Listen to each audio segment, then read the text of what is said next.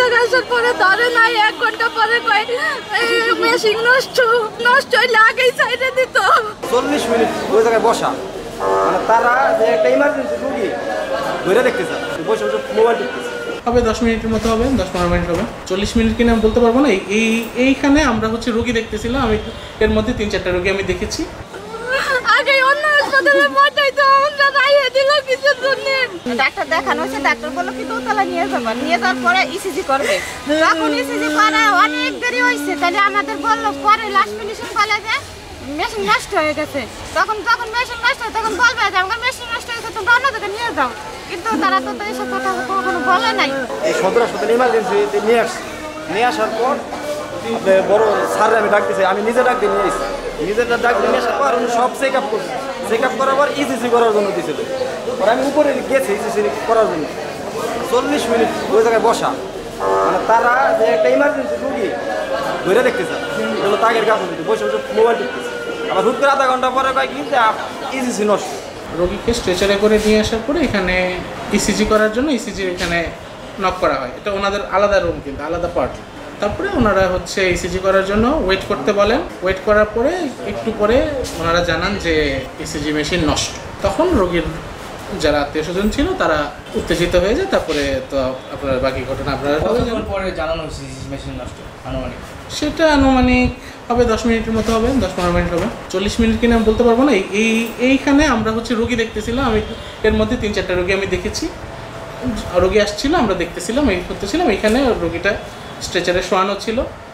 আসার পরে এখানে রোগীটা শোয়ানো অবস্থায় ভিতরে কি হয়েছে সেটা ওনারা বলতে পারবেন, এখানে যারা দায়িত্বে ছিলেন। একটু পরে ভিতর থেকে জানানো হয় যে ইসিজি করা যাচ্ছে না, ইসিজি মেশিন নষ্ট। ওই মুহূর্তে আমি সিভিল সার্জন অফিসে একটা মেডিকেল বোর্ডে ছিলাম।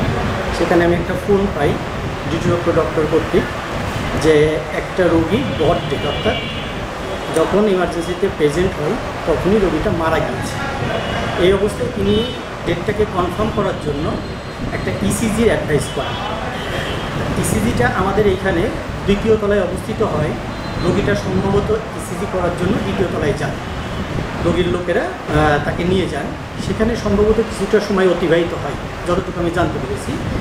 এই মুহূর্তে রোগীদের মধ্যে হয়তো একটা অনুতপ্ত বোধ বা দেরি হওয়ার কারণ হতে পারে যে রোগী হয়তো তখনও বেঁচে আছেন বা হয়তো ইসিজিটা করলে দ্রুত ব্যবস্থা নিয়ে যেতে পারত। যেটা আমি ফাইল দেখলাম এবং ডক্টরের রেজিস্টার দেখলাম যে রোগীটা এখানে মৃত অবস্থায় আসলে জরুরি বিভাগে এসেছিলেন, এবং এই অনুযায়ী আমাদের যে ডিউটি ডক্টর কর্মরত ছিলেন ডাক্তার অভিজিৎ শাহ, উনি একটা ব্রড ডেট সার্টিফিকেট প্রদান করেছেন। আমি ইসিজি লিড লাগানো কমপ্লিট হয়ে গেছে। এর মধ্যে আমি ইসিজি করতে গেছি, করতে করতে আমার লিড একটা নষ্ট হয়ে গেছে, একটা পেপার নষ্ট হয়ে গেছে। দ্বিতীয়বার আমি যখন করতে গেছি তখন উনি হলো উত্তেজিত হয়ে গেছে যে আমাদের রুগীটা এখানে আইনা শোয়াই রাখছি, আমার রুগীর ইসিজি করেন না কেন। তখন আমি বললাম যে আমার রুগী টেবিলে একটা রুগী আছে, শুধু এতটুকুই আমি কথা বলছি ওনাদের সাথে। রুগী মানে পেপার যে আসার কথা ওই আসে না, রুগী মারা গেছে। ইমার্জেন্সি ডক্টর আমাকে যতটুকু জানিয়েছেন যে পেশেন্ট ব্রড ডেথ এসেছে, তার মৃত্যু কনফার্ম করার জন্য তাকে ইসিজি করার জন্য পাঠানো হয়েছে। ইসিজি রুমে আরেকটা পেশেন্ট ইসিজিরত অবস্থায় ছিল, সেখানে যে সংশ্লিষ্ট সিস্টার ছিল তার ইসিজি সম্পূর্ণ করে তারপরে এই মশু রোগীর ইসিজি করতেছিলেন, কিন্তু তখন একটা লিডের প্রবলেম দেখার কারণে ইসিজি করতে একটু দেরি হয়। তারপর অবশ্য লিডের প্রবলেমটা ভালো হয়ে যাওয়ার পরে ইসিজি করা হয়েছে, তাকে ডেট ডিক্লেয়ার করা হয়েছে।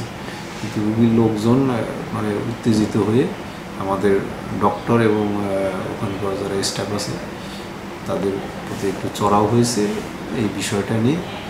পরে আইন শৃঙ্খলা বাহিনীর লোকজন ওখানে এসেছিলেন, আসার পরে জিনিসটার সমাধান হয়েছে।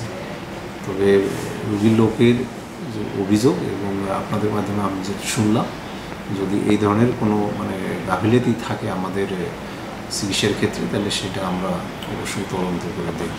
এখন আসলে মানে দালালদের সাথে হাসপাতালের আমাদের কোনো স্টাফের কোনো সম্পর্ক আছে কিনা সেটা তো এভাবে আমরা বলতে পারবো না। অ্যাজ ইউজুয়াল দেখা যাচ্ছে যে সরকারি হসপিটালে মানে কিছু বাহিরের লোকজন থাকে যারা আমাদের সরকারি হসপিটালের রুগীদের পরীক্ষা নিরীক্ষার জন্য বাহিরে নিয়ে যায়। তো এইটা আমরা সবসময়ই কঠোর হস্তে দমন করার চেষ্টা করি, এবং আমাদের হসপিটালে যে পরীক্ষাগুলো হয় সেগুলো যাতে কোনো ক্রমেই বাহির থেকে করানো না হয় সে ব্যাপারে আমরা সচেষ্ট থাকি সবসময়। আমি নিজে হাতে